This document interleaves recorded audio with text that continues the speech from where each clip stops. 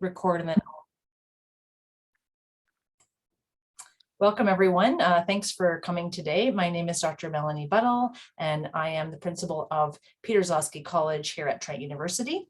So we are really happy to have Saga Williams with us today, and I will introduce her in just a second. But first I want to say a couple of things about Enwayaang, and we always do start with a land acknowledgement. So we respectfully acknowledge that we are on the treaty and traditional territory of the Mississauga Anishinaabe. We offer our gratitude to the First Nations for their care for and teachings about our earth and our relations, and may we honor those teachings. I often, usually at Enwayaang, I suggest that people do a little research on their own territory, and that a great place to start is always Curve Lake First Nation and the First Peoples House of Learning at Trent University to learn a little bit more about the land. And we might even be talking a little bit about some of that with Saga today. So thank you everyone for joining us. I'm just going to open one more thing here so that I have what I need. Great. All right. So Saga Williams is going to be talking about economic reconciliation through treaty implementation. Saga is a lawyer who has worked in First Nations communities, in government, and in corporate roles in the capacity of legal counsel, negotiator, governance, and strategy advisor for over 20 years. She is principal of her consulting firm, A.S. Williams Consulting, and she provides advice to communities and to the corporate sector. Saga teaches at Osgoode Hall Law School as an adjunct professor and supports student-led negotiations focusing on consultation, Indigenous rights, and reconciliation. She has also held many nonprofit board positions and is currently a director for a publicly traded mining company. Saga is Anishinaabe, a member of Curve Lake First Nation, and is also currently an elected councillor for her community. She's also a Trent alum, so a proud Trent alum, and I'm excited because Saga and I also went to high school together. So we've known each other. We've known each other, and actually, I think maybe earlier than that. We've known each other for a really long time, and I'm not going to say how long, but it's such a delight to have you with us today. And I'm going to turn it right over to you. And as many people know who are on this call, after a presentation, we welcome your questions. Enwayaang means the way we speak together.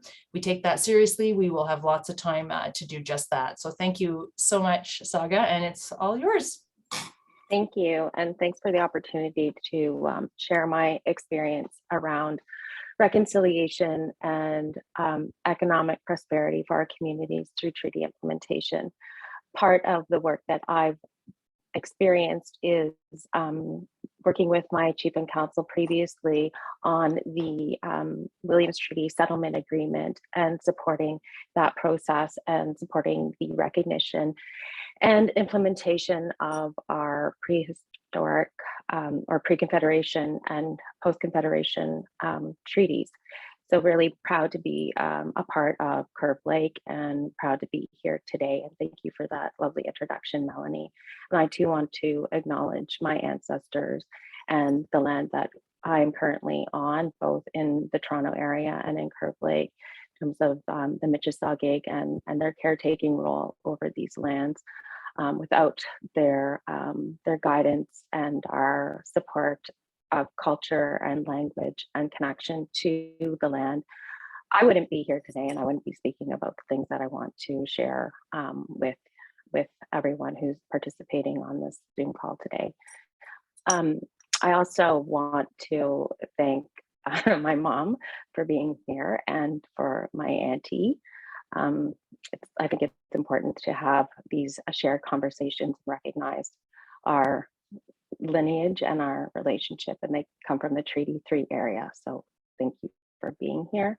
And for all of those that want to hear and participate in this discussion today, because I think it's so important in terms of looking at how our communities implement self-government, implement the will of our communities, and look at how our members can be healthy and prosperous in our current economic environment.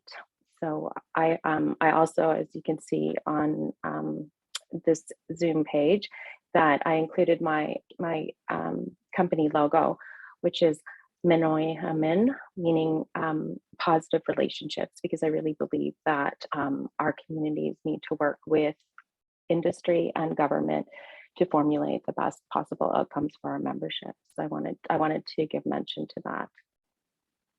Next slide, please. So as part of the introduction and agenda, I spoke about who I am and my relationship with the land and the people. I am the Gzowski. I'm a member of Curve Lake First Nation, and I provided that land acknowledgement, and thank you, Melanie, for doing the same. I want to talk today about the Truth and Reconciliation Commission's calls to action, and within the context of Canadian law, because that's, to me, where we're grounded at when we talk about treaty implementations. We're talking about constitutionally protected rights, and I wanted to frame that discussion within that context. I want to talk about our historical treaties and our relationship as Curve Lake to those treaties and to the land, and I want to talk about how we need to posit a discussion around economic reconciliation within our treaty territories, our traditional land base, and those communities that we interact with. I want to talk about applying calls to action and economic reconciliation as the basis for this discussion. So hopefully those other things won't take up a lot of time, because I know there's probably a lot of questions and a lot of discussion that can take place in terms of the topic that I will be speaking about. And I want to talk about ensuring economic participation. So how do we do this? How do people on this Zoom call empower themselves to have these conversations and to support Indigenous communities in achieving economic participation? And then I want to talk about our economic journey moving forward and what's next for the Gzowski community and Curve Lake specifically. We can move on to the next slide, please. So I want to start with truth and reconciliation and talk about how our communities were chronically impoverished by the Canadian state and what that means in terms of the truth that we have to recognize. So I think I got fancy here with my PowerPoint, and things are going to appear as they come up. I wanted to talk about pre-contact and colonization of Anishinaabe and how they organize themselves through family groupings and intricate relationships. So prior to colonization, we formulated our communities based on our family groupings, and that we had intricate relationships with one another. And this was often done through marriages and through the acknowledgement of people's territories, their hunting and gathering territories. And 1763, the Royal Proclamation came to be, and this creates a nation-to-nation relationship between the Crown and Indigenous peoples. In 1876, we had the British North American Act. So this is Canadian Constitution. I think it's actually 1867. I got dyslexic there. And then we had our treaties, our pre-Confederation and post-Confederation treaties, and the forcible removal of First Nations people from their land. So this was the first economic genocidal act that took place, and what it did was it removed us from our self-sustaining economy. So removed us from our hunting and gathering and our trade routes amongst each other and with non-Indigenous peoples. So it really contained us to a specific land base. And I'm speaking from Curve Lake's perspective in terms of we have one of the smallest areas of reserved lands across Canada on a per capita basis. So we were forcibly removed from the area that we inhabited and put on a reserve, which is quite small. And I'm imagining most of you will know where Curve Lake exists. It's a peninsula that separates Buckhorn and Chemong Lakes, and is quite small. One of the issues that our community faces is our expanding base and the need for homes and an economic land base with which to create an economy for our people. And part of that has to do with the area of land, but also has to do to access to infrastructure. So one of the things that people might realize is that we were one of the named class action people identified in the litigation around access to clean water. So this has been one of an inhibiting factors in Curve Lake being able to promote economic development within our communities because it creates a limited space and infrastructure with which to expand. So I wanted to mention that in the context of treaties and settlement. And I mean reserve settlement. So I talked about the Indian Act, and I talked about Indian reserves and the Indian Act. So what the Indian Act did was also instill a number of legislated areas that confined Indian economic development in the late 1800s and moving up until present day. Next. Oh. And this is also within the context of the genocidal policies that existed at that time around Indian residential schools, the banning of ceremonies, languages, and rites. So removing us from our culture, putting us in a state of chaos and crisis, and not being able to exercise our traditional forms of economy like trade and hunting and gathering. So I created this slide deck in terms of talking about how economic reconciliation fits in with the Truth and Reconciliation Commission's mandate. So if you can see at the bottom, I italicized one component of their mandate, which states that reconciliation must create a more equitable and inclusive society by closing the gaps in social, health, and economic outcomes that exist between Aboriginal and non-Aboriginal Canadians.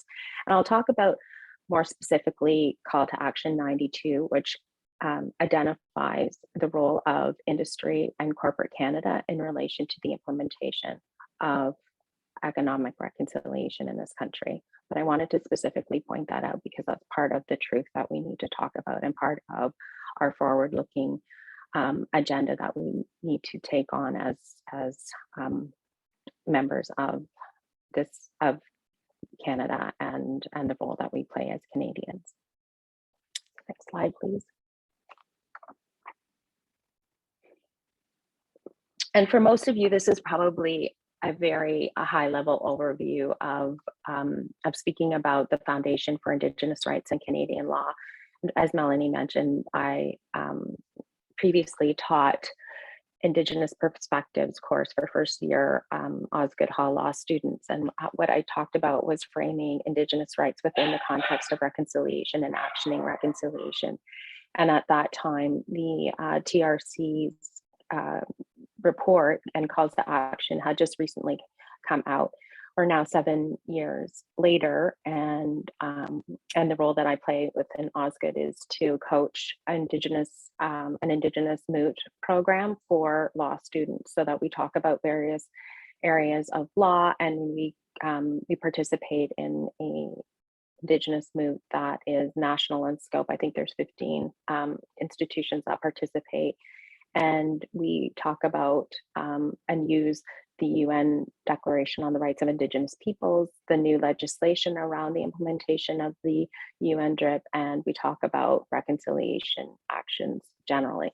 So when I'm speaking about the Foundations for Indigenous Rights in Canadian law, it's really from that context and from a legal background. So we have Section 35 of Canada's Constitution, which describes Aboriginal people and includes the Indians, the Inuit, and the Métis peoples of Canada. And Indians are defined by the Indian Act, and our First Nations have taken back their identity and have called themselves First Nations people. I think that in our area, we've done that a step further, and we've defined ourselves as the Mississauga or the Anishinaabe people within this area and territory. So it's really important part of reclaiming who we are and our identity is to call us by the name that we historically knew ourselves as, which is the Mississauga in this area. And it goes on to describe who the Inuit and the Métis are. Section 35 also recognizes and affirms the rights held by Aboriginal people in Canada, to include treaty rights and Aboriginal rights. It does not mention inherent rights and those rights that come from our own forms of governance and our own known ways of legal jurisprudence. So our relationship to the land and those types of natural forms of our own inherent justice processes. So, and I wanted to point out the difference between treaty rights are that those rights are enshrined in writing and are definitive. Aboriginal rights are those customs, practices, and traditions that continue to exist today, which include land title. So a treaty stems from a negotiated process, a treaty document, and Aboriginal rights are those rights that can be proven to have existed based on customs, practices, and traditions. So who are First Nations people? And this is generally speaking, there are 11 language family groups across Turtle Island, North America. We're family-based communal, we were based as family communal settings. Who determined our territory and boundaries and trading routes through stories and legends affirmed by natural laws. Our local traditional territory can be identified by proximity to local Indigenous communities and through treaty boundary research. So what I'm getting at here is that we all exist in a traditional territory when we're within Canada. It's our responsibility to figure out where we are and whose traditional territory we are residing in, working in, and having recreational activities in. It's really on us, and the onus is on individuals to understand the relationship of Indigenous peoples to their traditional territory, and part of our responsibility to acknowledge that. And I think it goes beyond the words of a land acknowledgement. It stems into really understanding the relationship that local Indigenous peoples had to their land base, because what that does is it formulates how their worldview interacts with those around them and in the natural setting. So it also speaks to their individual experiences of colonization and cultural genocide when it comes to their own specific histories around the removal of their ancestors to the land. And I think it's important to acknowledge that as well. So, and I mentioned that we're in the Toronto, Peterborough area. We are in the Mississauga territory, and they are a subnation of the Anishinaabe people. And we describe ourselves as people of the land. So when I talk about Indigenous peoples, First Nations people, I will often use the term Anishinaabe to describe all of us. I don't do that in an exclusive way. I do that to try and be inclusive of, again, utilizing the language that we know and that is natural and inherent to us to describe who we are as the original inhabitants of Turtle Island. And we know this through our own creation story, which gives us grounding in our surroundings through culture, language, and spirituality. We are connected to the rocks, the trees, the land, and the water. And that's part of our land acknowledgement as well. And part of our teaching is to be grateful to those things and to look 7 generations ahead of us in terms of our own environmental assessment processes. So when we're talking about being caretakers for the land, we do that in the context of ensuring that 7 generations ahead of us have the ability to have clean drinking water, have a natural environment with which they can learn and prosper and practice their cultural language and spirituality. And who are the Mississauga? We're the people of Oshkoshemong, a place where we belong, is how we describe the homelands of our people, of the people of Curve Lake.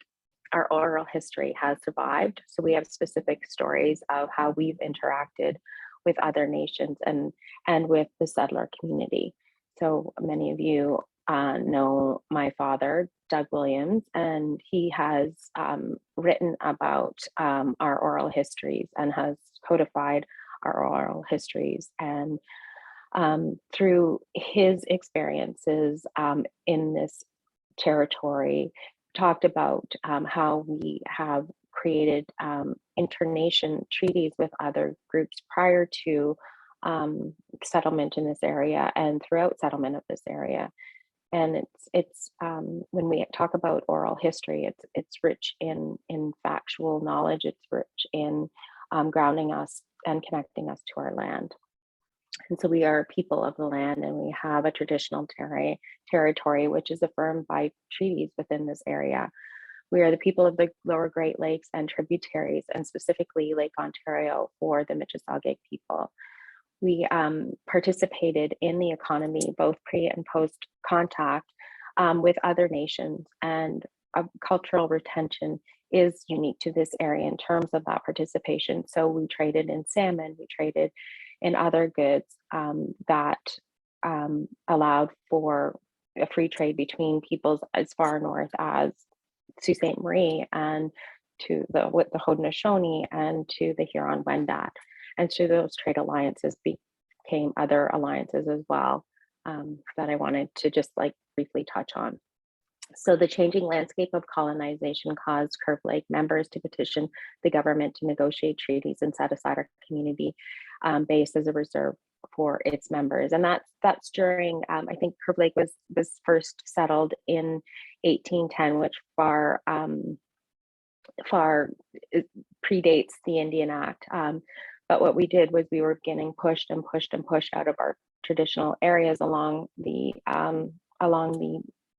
shores of Lake Ontario, and we settled at where Curve Lake is now known now. And we were originally the people of Mud Lake. That was our original name, and it was changed I think in the 50s to Curve Lake. Yeah, so if we could have the next slide, please. I mentioned before that we had concepts of internation relationships and internation agreements and treaties. We had agreements with the Huron-Wendat, the Tobacco people, and the Haudenosaunee in terms of a settlement in this area and the ability to occupy in a contained time frame this area to protect other groups from war, from disease, from famine. And those relationships existed all across the country in terms of internation relationships, and were based on peace and friendship, were based on trading, were based on occupation of land bases. So I wanted to mention that, you know, in Ontario, we're all treaty people. We've all been treaty people since time immemorial. Now our current treaty landscape looks like the map that we see on the right of this, but prior to that, we used wampum to solemnize our sacred relationships with one another. And that depiction is the two-row wampum, which symbolizes respect and self-determination, friendship, and autonomy.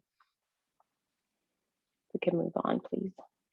So who are the Williams Treaties First Nations as we move kind of more forward into a post-Confederation context, into a current context in terms of the recent settlement of the Williams Treaty. So we have 7 communities, the Mississauga and the Chippewa communities. So Curve Lake, Scugog, Hiawatha, and Alderville are the Mississauga communities that signed the Williams Treaty of 1923, and the Chippewa communities are Rama, Georgina Island, and Beausoleil. And they signed the Williams Treaty with the Chippewa communities and also in 1923. So a commission was formed who decided that there were valid outstanding issues that needed to renew treaty discussions with our 7 First Nation communities. And again, we are made up of the Mississauga and the Chippewas. And the map of our traditional territory is also included in this slide and covers again the area of Lake Ontario up to the North Georgian Bay area. I think if we could just like put all of the points here, that would be great. So we need to talk about the truth in the context of economic disparity that's happened amongst our people, and I mentioned this in terms of the policies that were created by the federal government, and I wanted to talk about this in the context of our culture and our language. So Debwaywen is the truth, and I wanted to talk about our historical and contemporary oppression, which was exerted and created poverty and economic disparity for our communities, for the First Nations communities across this land. So, and not just First Nations communities, this was felt by Métis communities and Inuit communities as well, and more acutely as we kind of move along the spectrum of colonization and settlement, more acutely by some communities, the closer we get to a present day situation. But for First Nations communities, this has been ongoing since prior to Confederation. So we have epidemics of disease used as tools of genocides. We have influenza and smallpox, for instance, that were that crippled our communities, and this was done intentionally to create, again, a state of crisis and chaos within our communities, and created a part of a huge scar in terms of the start of intergenerational trauma, the huge losses of our communities and community members in the context of these diseases that were introduced intentionally. We have the attempts of removal of culture and religion and the imposition of Christianity in our communities. And this was done through the Indian residential school system. This was done through the outlawing of the potlatch. This was done through the outlawing of our ceremonies and us being forbid to speak our language. There's many tools that were used to implement cultural genocide and impose religion, Christianity upon us. Legislation was also used to suppress economic successes. So we have the Indian Act, and within the Indian Act, and some people don't know this, that it forbade the ownership of farming tools for our community. So we weren't able to compete with the local farming economy, the agricultural economy. It kept us to reserve land base, starving our people. We weren't allowed to access resources that were beyond our reserve boundaries. So we weren't able to access wood to build our homes. We weren't able to access animals to trade in the fur trade. We weren't able to eat those animals that we couldn't harvest outside of our reserve boundaries. So that created a state of impoverishment in terms of like not being able to access those resources that we depended on for the infrastructure of our communities, like homes and shelter and food. It created a communal ownership of land with no ability to leverage its worth. So we weren't able to mortgage individually our communities. Our community land base had no value when it came to being able to leverage that within the context of putting it up for collateral to borrow against, for instance. We have racist hiring practices where our members do not get hired by corporations in the local economy, or if they were hired, they're hired at a much lesser rate. And we see that those practices continuing to this day, which leads to an impoverished infrastructure. And we also have a subpar educational system when it comes to the funding of our communities. And we're coming out of that, but we're coming out of that based on our own resources. So I'm not saying that some of our communities don't have excellent schools, and I would point to Curve Lake as one of those communities that we have a fantastic daycare system. Thankfully, we have a great school system where our culture and our language are flourishing.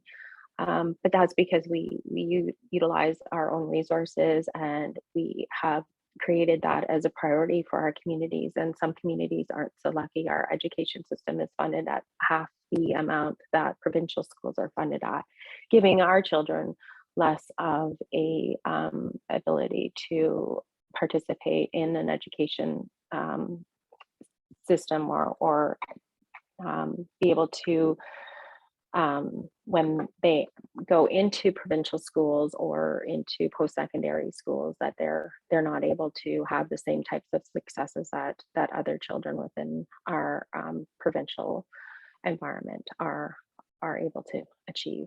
So they have to overcome a lot more in order to participate in these external and educational institutions.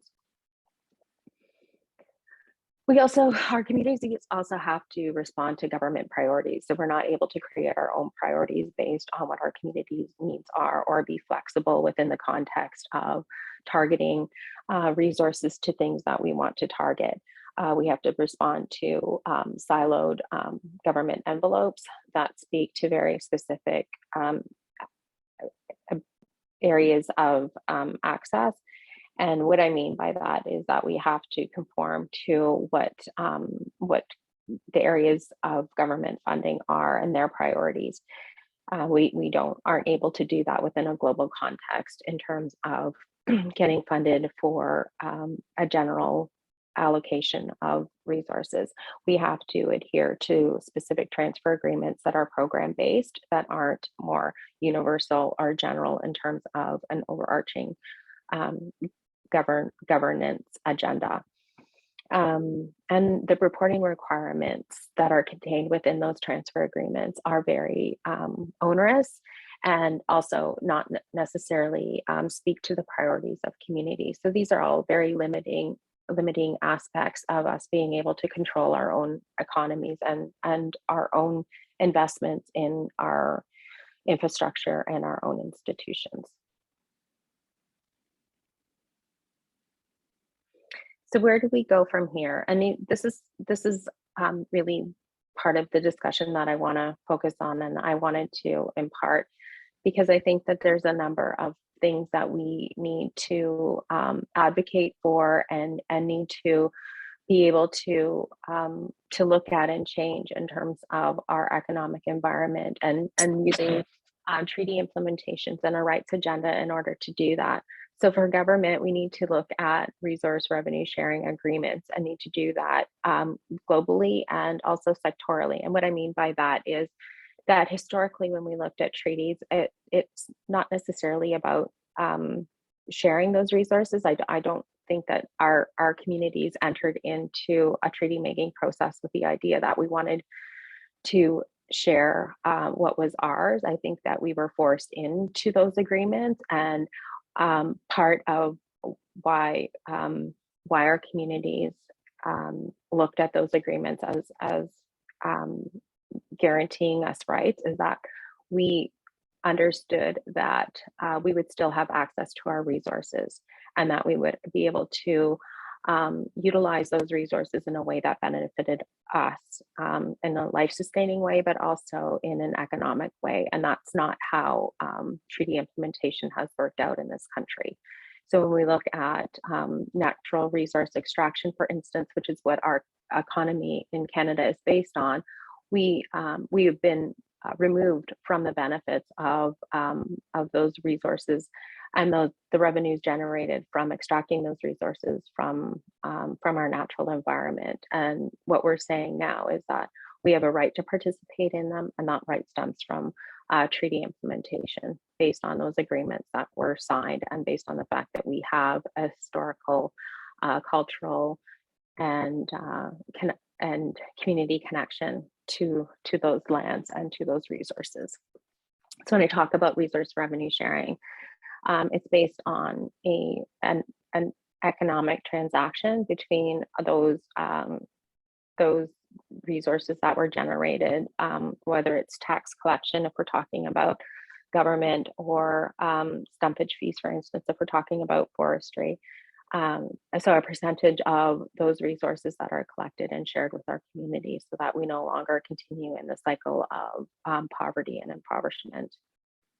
Looking at funding and guaranteed loan opportunities, and because we can't leverage our community land bases, this is something that we're looking at as well, in terms of saying, okay, well, and an example of this is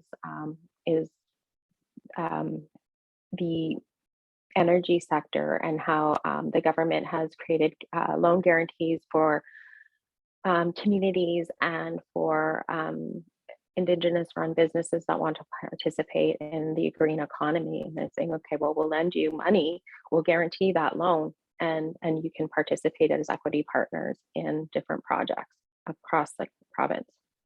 And these are like solar projects and wind projects, that type of green energy. And also look at capacity funding for economic participation and development, so that communities need the ability to have these conversations with industry. And there's something called the New Relationship Fund that funds consultation workers to identify when rights are impacted, but it doesn't provide us with the opportunity to have that secondary conversation around what do we do when we want accommodation of those impacted rights. And this is where I wanted to mention some of the work that Francis Chua, who's on our Zoom today, is helping Curve Lake navigate, is how do we create those agreements that speak to the impacts on our rights, and those impacts of those rights stemming from specifically rights exercised under our treaty with the corporate sector, to say, okay, well, what accommodation mechanisms can take place so that we have the ability to be able to leverage those agreements, those funds, and participate in the development around us. We live in one of the most developed areas in Canada, and how do we access all of that in order to ensure that our community has a stable economic base that has our own source revenue, so that we can pursue those larger like universal governance issues when it comes to creating our own priorities and pursuing those own priorities. And an example that I would use is our ability to buy land that we can exercise our treaty rights on, and create a cultural institution that supports the continuation of our language. Curve Lake has a lot of strong language speakers, and we need to ensure that that continues. And so those are some of the community priorities that we're able to leverage if we talk about creating access to these funds in our own source revenue.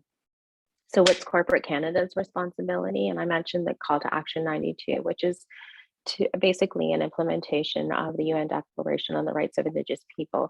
So looking at a framework of free, prior, and informed consent, and doing development and resource development within the context of understanding the procedural aspects of duty to consult and accommodate. So what does that practically mean for corporate Canada? Well, it's to create opportunities around a revenue stream. So creating the ability for communities to participate in equity partnerships, for instance, or to have some sort of revenue stream that speaks to the impacts of their rights and their ability to exercise those rights. Talk about partnering with Indigenous communities in ways that support community investment initiatives, for example. So corporate Canada wants to look at supporting scholarships and bursaries, school programs, that type of thing. That's where that would fit under creating jobs and training programs for our members, looking at contract set asides for communities and individuals. So looking at procurement and supply chain processes that integrate and target specific goals around hiring Indigenous businesses and contracting Indigenous businesses within corporate Canada's supply chain. So these are all things that are identifiable and are specific goals. And what we need is the support in order to have those conversations and be able to leverage the knowledge that we have in order to create agreements that speak to these specific areas to benefit our members, both on an economic level, but also on a professional level as well. So what is our responsibility as communities? We need to be ready for these conversations. We need to have our economic participation strategy in place, which includes environmental protection. It also includes what are those cultural investments that we want to make, and what are the avenues for partnerships. So what are the areas of like the business sectoral areas that we want to support? Is it green energy? Is it other things? What is it that we want to do, and what are our community's goals and priorities? And these are things that we have to look at, and things that Curve Lake will be certainly engaging our community on in terms of developing a process to work with industry and government partners to create those economic opportunities for our community. So we need to, and my goal, my personal goal, and the work that I do for Curve Lake is to look at managing wealth, not poverty, within the context of our treaty implementation. So this is a new era for us post 2018 in terms of the Williams Treaty Settlement Agreements. This is the first time that we've had constitutional recognition and protection of our rights.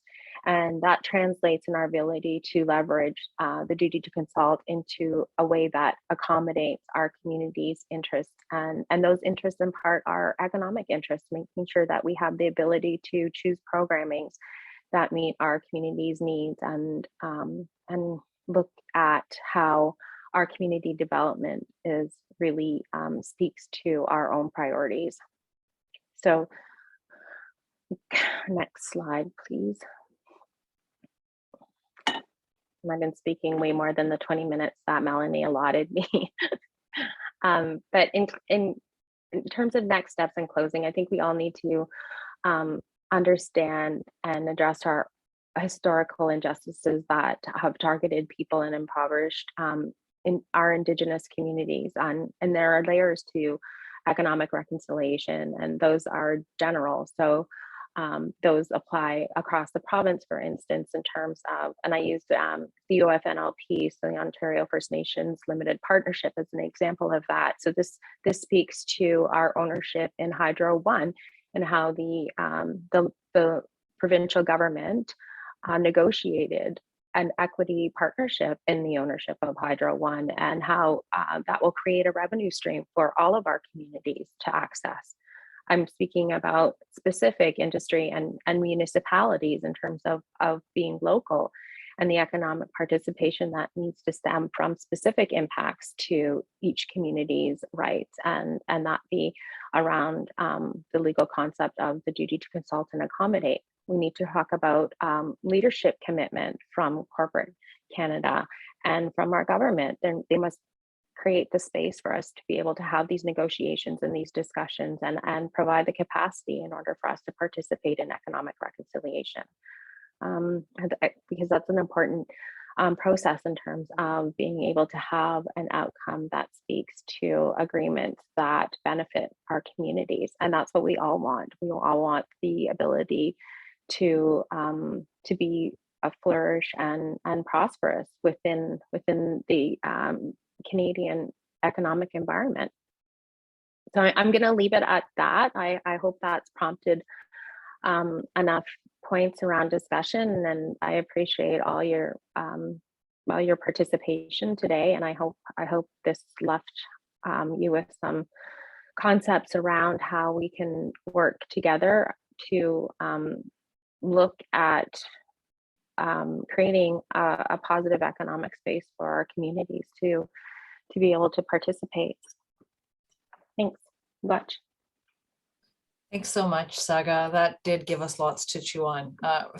Lots to chew on. So thank you so much. And it's okay that you're past 20 minutes. All good. We do wing it on the Enwayaang Talks. It's all good. I would love to open it to the floor for questions. We got some thank yous and some comments in the chat. And I mean, I probably have a few myself, but I'm going to give everyone else a chance. So Anita, do you want to start us off? Sorry, I had to unmute myself there. All good. Saga, that is a really nice discussion, and thank you very much. And you talked about reconciliation, and I'm wondering if you encounter people in some areas that you work. They do their usual work, and it is very good work, but they put a reconciliation label on it.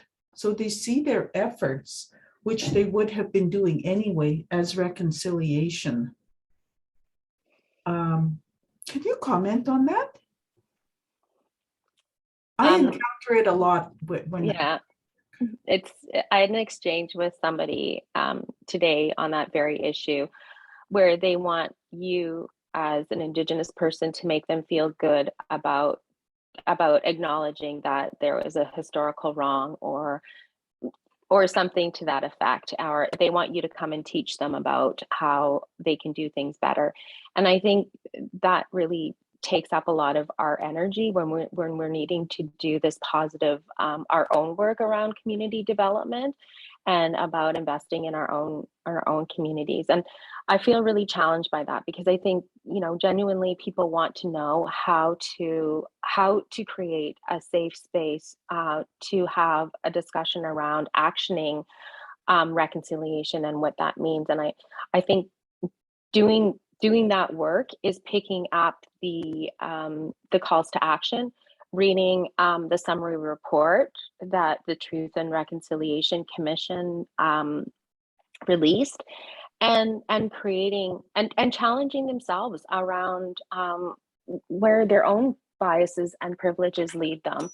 And people need to do that work for themselves. And by doing that work, you create the space for us to have conversations that move our communities forward. So when I talk to corporations around an Indigenous relations program, an aspect of that is ensuring that their leadership understands historically why corporate Canada needs to change the way that they do business. And even if they do it reluctly, I think the act of continuing to implement an Indigenous relations program that speaks to providing the space for hiring of Indigenous peoples and supporting them, and training Indigenous peoples and incorporating Indigenous peoples into the line of business changes how corporate Canada interacts with individuals and with communities. So I think it's incremental, but I think it's also effort, and it's acknowledged efforts, and it's not comfortable all the time, but it certainly is necessary. Mhm. Okay, thank you, Saga. Miigwech. But Thanks for that. And I'm also hearing a little bit there that to me, it sounds like you're saying when you're honored for your knowledge and asked to present in a corporate setting, that is different from a constant barrage of people invading your space to ask questions that you didn't ask for at that time, right? That there's a place and a time to bring that leadership, I'm guessing. Marianne, did you want to hop on? Oh, yeah, thank you. I'm gonna say sorry if this is kind of ignorant. I hope it's not, but I was just wondering, like, is there anything you think we can do, like, more just as individuals to help make our workplaces more Indigenous friendly? Like, there's obviously like the educating ourselves and, you know, investing more in Indigenous communities or like programs, but on a more personal note, would you have any recommendations? I do actually, and mainly just because I've just recently experienced it on a couple of levels where I've had different companies and institutions in this area approach me about what a land acknowledgement means and why it's important to do a land acknowledgement. And I think that's a really important first step in understanding whose space we occupy. So within a work context, I think that's a really good way to introduce the concepts of reconciliation, and also understanding the local Indigenous communities that you're situated on. So I think, and often, you know, you can do this through a lunch and learn, through professional development initiatives. So I think a land acknowledgement is a really good first step for companies to take in terms of understanding the space that they occupy. Thank you very much. You're welcome. I'm going to go to Alice, and then I have a couple in the chat, and then I'll come back to Kat. So Alice, and I think you're still muted. You're muted.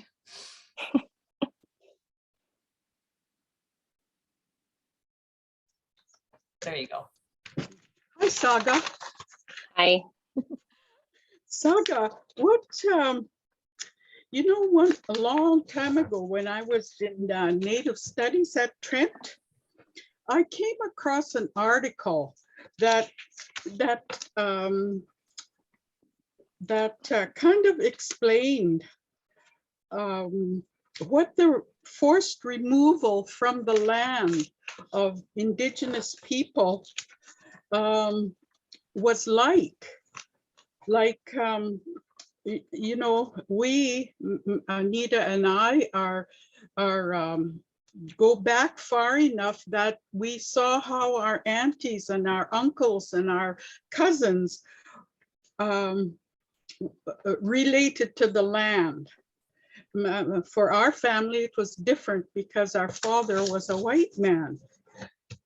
But anyway, this I don't think people understand about this, how traumatic it is to be removed from the land.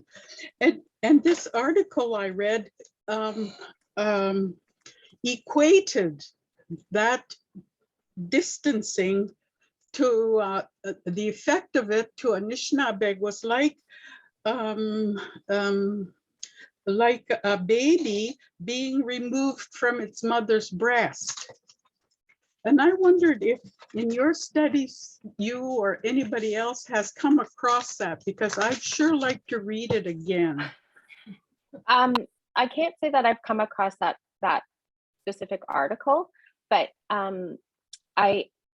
where I've read it acutely is in the Truth and Reconciliation Summary Report, when it talks about the removal of Inuit communities from their traditional land base, and that removal being like thousands of kilometers away from where they were originally situated, and the devastation that caused them, and then the further the culling of their work dogs, their huskies. And I think that you probably find some really good content in relation to those specific impacts. And we're talking about that happening, you know, within the last 2 generations in the 50s. So that's not something that is far removed from where we sit today. And another good resource is David King. I don't know if he's on our Zoom today, but he talks about the removal of land as an act of genocide, and not cultural genocide, but actual genocide. Mm-hmm. And he's got some really good resources too. He was here. I don't know if he's still there. I can't see all of them. I'm here, but you can't see me. I had to come in without the video, so I didn't get knocked off. I'm in the boonies of Bruce County. Welcome. Poor internet. Hi, David. Hi, Saga. Thanks very much. Wonderful Hi. presentation. Thank you. You're one of my inspirations around speaking about genocide to my law students. So thank you for the information that you provided me when I was just starting my professional career like 30 years ago. You're too kind. That was in 2005 when I presented at the AFN, and I was nervous as hell. And then I saw a face I knew from Trent. You actually made me feel a lot more comfortable. And that and the resident school stuff I did on Inuit stuff under Malloy, that was the first time anybody ever got in the archives, and I found the stuff in Experimental Eskimos. I actually went through sheer hell in those years, getting blocked and everything else from research grants. So we've come a very, very long way. In my master's thesis, because my thesis statement, it got me blocked from future Northern research grants. And as soon as you used the words genocide back then, right away you were looked at as some kind of a radical. So for me, it is mind-boggling how much has changed just in the language now. So we got a ways to go, but you guys keep it up. I think you're getting places. Thanks, David. And lots of us are, I think more and more of us, thanks to you and thanks to this conversation, we are teaching and using the word genocide in our classrooms across not only in Indigenous studies at Trent, but in other classes as well. I know some of the students are on this call and have had that information as well, and are learning that. I'm going to read Derek's. Northern remote communities seem to benefit more directly from resource development. Shouldn't, he said, shouldn't resource development such as hydro, gravel pits, forestry also benefit Southern First Nations? So that's an interesting argument around local and larger communities. Mhm. Yeah. So I can speak to that more generally. And yes, the provincial government is targeting those specific resource development sectors in relation to more southern communities. And what's happening in the north around like mining development, for example, is that companies are creating community benefit agreements or impact benefit agreements that are specific to a community's impacts around and they're site specific. So, you know, it is only a limited number of communities that can benefit from that development that's happening in their backyards. Whereas the rest of our communities and in the southern area, development has happened over the last 200 years, and we haven't had the same type of court compelled agreements in relation to those impacts. So I think the government is recognizing that there is disparities being created and looking to implement some sort of reconciliation through resource revenue sharing agreements based on those sectors. So that is happening. Great. And I'll read Ian's and then I'll go to you, Kat. And I think I have to say, I mean, what's really interesting is talking about the economic issues. We don't do that all the time. We talk about cultural issues when we talk about truth and reconciliation. I think we do talk about land sometimes in our classrooms and around Trent, but it's really great to have the economic piece in this. So I really appreciate that. So Ian asked, how might mainstream philanthropy contribute to First Nations community economic revitalization, supporting more Indigenous programs, a voluntary tax for territorial residents, community endowments, or revenue streams? Do you see a role for those? I do, and I think that that's part of a community's responsibility in terms of our getting ready and our being able to look at opportunities that individuals can participate in. As a form of economic reconciliation, and we're getting there. It's going to be a bit of a journey, and I'll give you for instance that there's a number of individuals and endowments and trusts that have approached us around creating specific land bases for us to exercise our rights, and we need to understand how we want to either do that or hold those lands, and we need to figure out what's in our best interest in terms of like a tax regime, a additions to reserve regime. Like there are so many things that impact that. It's hard to say no when people want to be very generous, but it's also we need to create our own capacity in order to understand how we want to utilize those individual gifts and resources. So I think thinking about those things, Ian, is positive. It's we need to figure out a way to action that, and it's part of it's our responsibility as a community to do that as well. Yeah, I really liked your points about managing wealth, not poverty, and increasing revenue streams in a self-governing way. If I have time, I'm going to try to get to Jonathan and Nadine, but Kat, go for it. Hi there. Thank Miigwech Saga for an incredible talk. That was beautiful. Thank you so much. Learned a lot, and economics is not my strength. That was not mine either. So just in one of my classes that we're learning in a third sector class, we're talking about how Muskoka Simcoe has like a high recollection for providing incredible social services because they cater them to Indigenous ideologies and practices, and they're one of the more successful in providing like actual successful services for individuals in Indigenous communities because of this adaptation. So I'm just wondering, like in regards of that, like for the more effective by giving Indigenous specific services and practices and like following those ideologies and values, in regards to like some business and economic practices, I was wondering if just anything off the top of your head, if you had any ideas of like, what are those small little things that are happening currently in business, in economics, in our practices that kind of contribute to the starting of those conversations that exhibit reconciliation ideologies and can contribute to the positive change and consideration of like inclusion and reconciliation?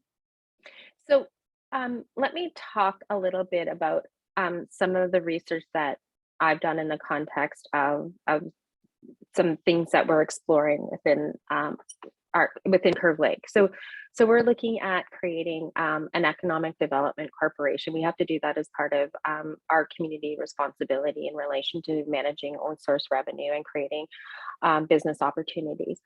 But one of the things that we want to ensure is that our community benefits and that we create those priorities in terms of accessing those profits from those businesses in order for them to be reinvested back into the community. So, and we're trying to create a framework that that the community can see themselves in.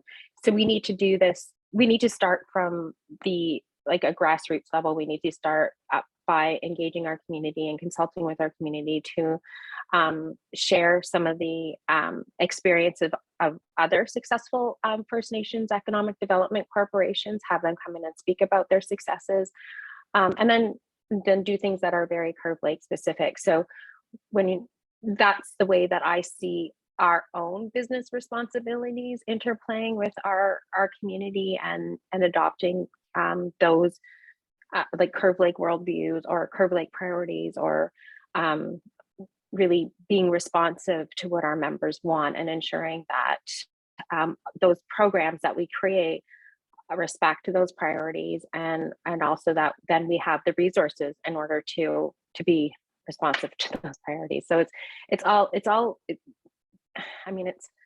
it's simple in that it's all very holistic and it's all interactive, and it doesn't leave anyone behind. And that's the goal that we want to ensure.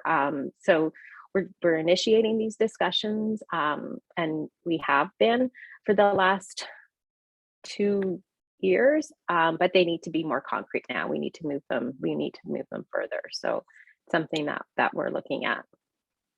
Thanks for your question, Kat. Thanks, Kat. Jonathan, I'm going to read yours, and then I'm going to ask Nadine if you want to ask yours. You can, Nadine, or I will read it, and then we'll wrap up because I know we try to keep these short, but you are all asking great questions. So Jonathan asked, how can Indigenous communities practice two-eyed seeing through an economic perspective? And I think you're also asking, Jonathan, around how culture comes into economic decisions, which I actually think you just touched on a little bit, Saga, but did you want to comment a little bit more on that? Yeah, I do actually, because I think that what we have to do is not accept all economic participation with no qualifications. And I think that's where we go back to the community and do that through a land-based lens and in what we would now call like an environmental assessment lens. So we have to do our traditional knowledge studies. We have to do our traditional knowledge gathering in order to understand impacts. And we need to create a framework by which we assess those impacts. And so that is almost, if I was to do an analogy, would be creating our own environmental assessment processes so that economic participation doesn't come at all costs, but that it comes within a framework of Indigenous knowledge and within a framework of, again, the concept of 7 generations ahead of us and that caretaking role that we have. Yeah, thanks. That's a really good way to explain it. Okay, Nadine, I know what you're getting at. How much trust is there in the government in these discussions, right? Do you want to add to that, Nadine? Well, yeah, thank you, Melanie, and thank you so much, Saga, because I was just thinking about the recent Scugog First Nation intervention around a proposed development around the Kawartha slots. And so I'm just curious about if you might be able to share around the trust and the kind of transparency on the part of government, relevant governments, but also, thinking of corporations and business and their records as well. So I'm curious if you might want to share. Well, one of the good things that that we have in this area is there's a lot of support that our sister communities within the Williams Treaty provides one another. So when we look at development, we talk about it, we are provided notice, and informally we have conversations that say, okay, who's going to take this on? Who's going to take that on? And we kind of divide and conquer so that not all of our resources go to all of us fighting something. And ministerial zoning orders are a huge issue for us. And luckily we have a Williams Treaty coordinator, Carrie Sandy McKenzie, who is absolutely fantastic at leading the advocacy role against government on the implementation of ministerial zoning orders. So what that means is that the provincial government wants to move ahead with on development without doing the necessarily environmental assessment impacts that development will cause.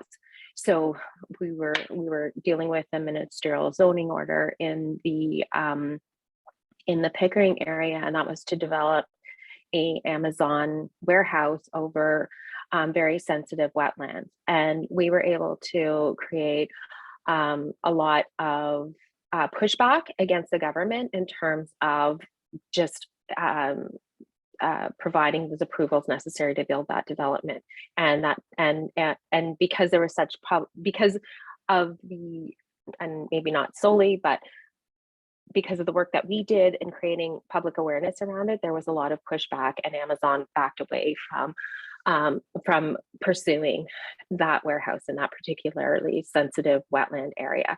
So I feel like we have to be on our toes all the time. There's not a moment that we can like sit back and say, oh, the government is going to like look after our interests and we're going to participate fully. I think it's that we have to be absolutely on top of things, and we have to ensure that we support those who have the ability to speak on our behalf, to push back against government, ensure that we're always in a position to protect the environment and to look at sustainable resource development in our area. It's a good question. Thanks, Nadine. Yes, thanks for that, Nadine. It is a really good question. I think it's a great place for us to wrap up. And thanks everyone for your patience, because it's worth it. It's worth it to go a little past an hour to have a great conversation. You have definitely furthered, I think, pushed us to think beyond into economic issues, as I said, in a really important way. So I really appreciate that. Yesterday, we had a book launch here for a book by James Cullingham. He was on this call a little bit earlier, but John Malloy was there as well. And one of the things that John Malloy said at that talk was, well, what people ask all the time, what next? You know, what happens next? You acknowledge stuff, and then what do you do next? And I think you're really giving many ideas about what needs to happen next. And I think that discussion around revenue generation and independent self-governance in economic matters is really important. So I'm really grateful that you came with us today, Saga, on this, and I'm really grateful for your time. Miigwech to you and to everybody on the call for your great questions and for the conversation we had. Thank you so much. Miigwech, Saga. That's my daughter and my husband. That is a great finish. Thank you to your daughter. Thanks, everyone. Miigwech.